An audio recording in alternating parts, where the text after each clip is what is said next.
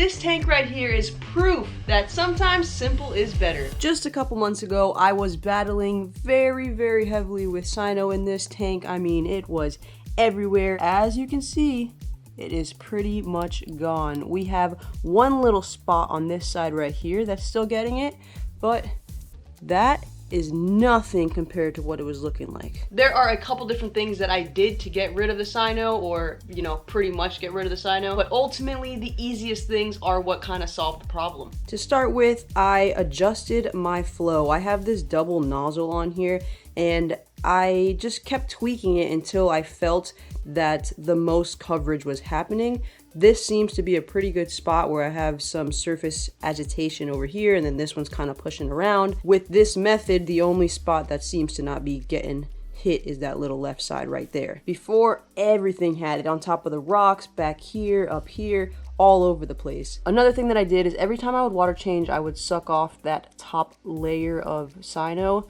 just coasting over the sand bed, which obviously gave me a little bit less sand, but ultimately it kind of helped reduce the nutrients in my tank. So hey, I call it a win. Hey, our guy Glitch is still in here chilling, doing good. Everybody is getting along nicely. So flow is definitely a big part of helping to keep that cyano from showing. It doesn't necessarily get rid of it, right? Because it's nutrients, but it helps to keep things moving along. After the flow and the water changes, taking out that extra sand, I also started to feed every other day. Chances are I was overfeeding when I was feeding, so by feeding kind of the same amount and just doing every other day helped lower those nutrients as well. Or at least it seemed. Honestly, I haven't tested again. And then I picked up a tiger conch.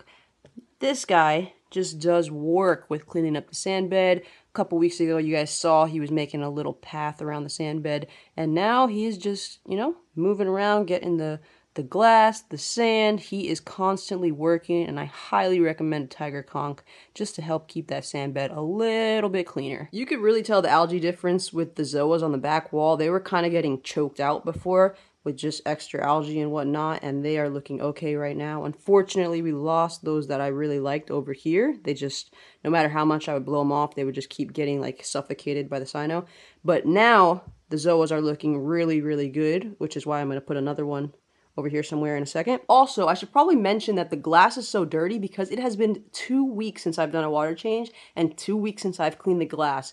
So that being said, it is not too bad. I don't have a ton of snails and cleanup crew in here. I just have a couple, and I did just get this hermit crab in here, and he's been, you know, I gotta keep an eye on him. I feel like he's aggravating stuff. I don't know, might have to take him out.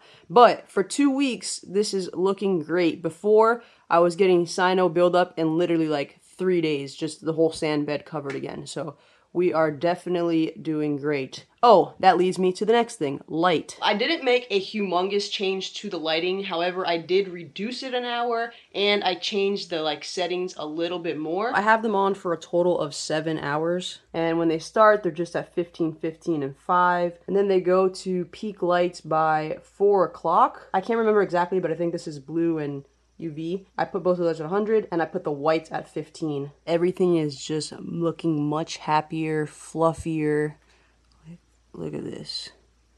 This guy too was barely opening up before, and now opens up nicely once the flow starts to generate. Hey, what are you doing in there? Exploring?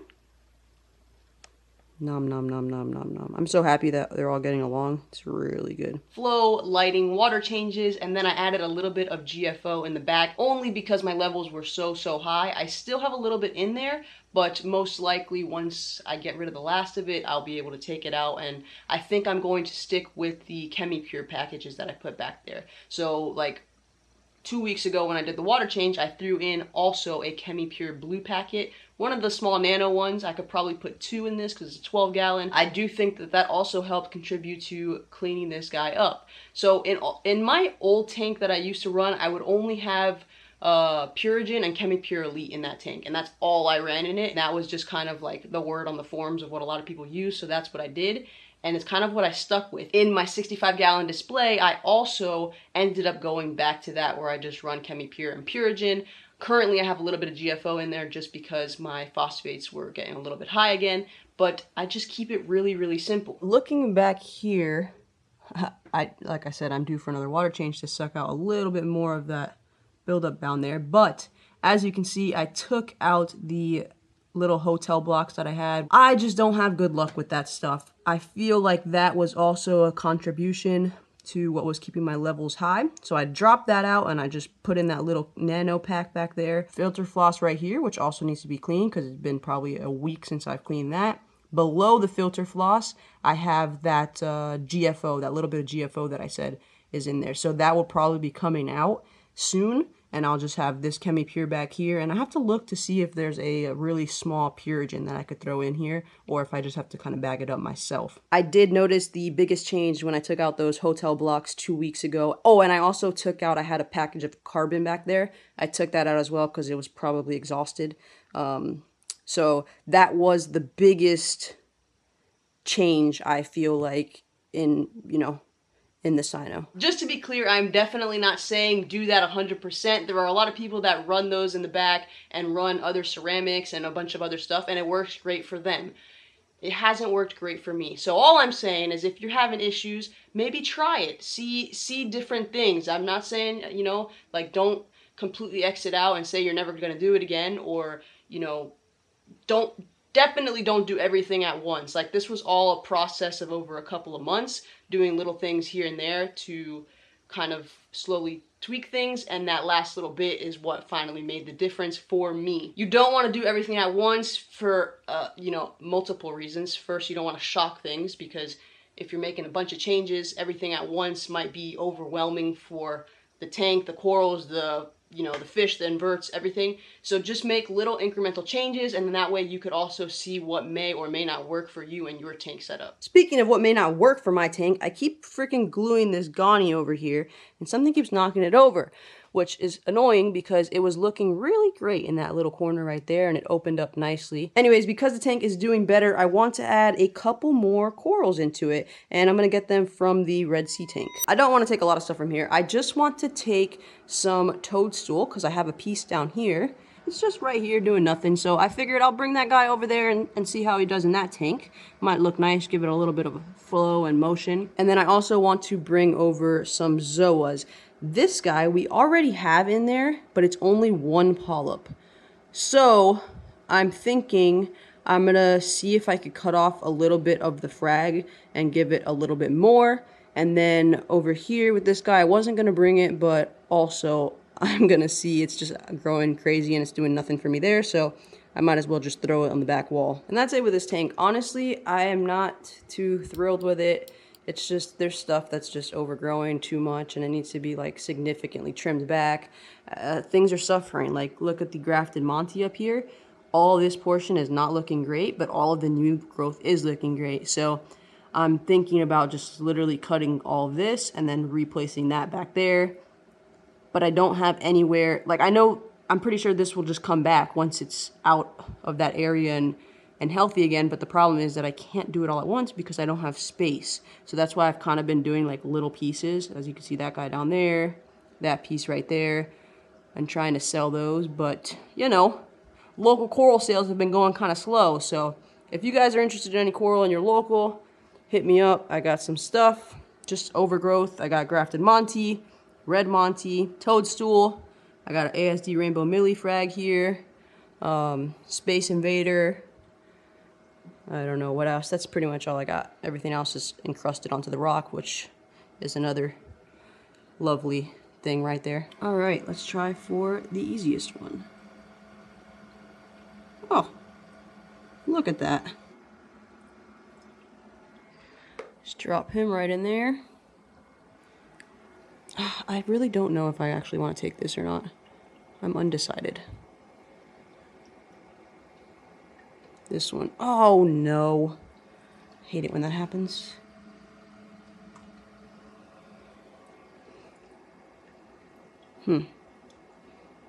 See if there's another spot I could kind of break on it.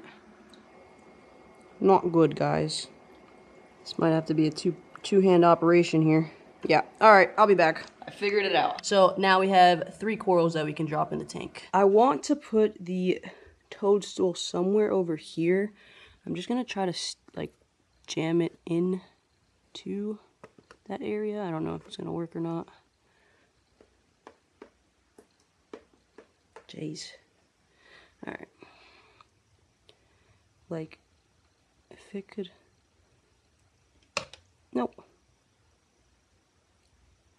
Oh, I guess actually that would work. Right there. Jam it in there a little. It's gotta just drop its foot and be happy. We'll see how that does. But, you know, from this area, that would be nice if it grows out like that. I'm a little nervous about the orange zoas because they're nice, but they're not the prettiest, and they seem to grow fast, so I'm gonna put them lower. I don't want them to be like a prime focal point. It's more just like a filler zoa, I guess. So let's see how we go about this. Sticking to these to the wall is always a little funky. I think I'm gonna just drop it kind of like right here. It's okay that it's not seen like right away.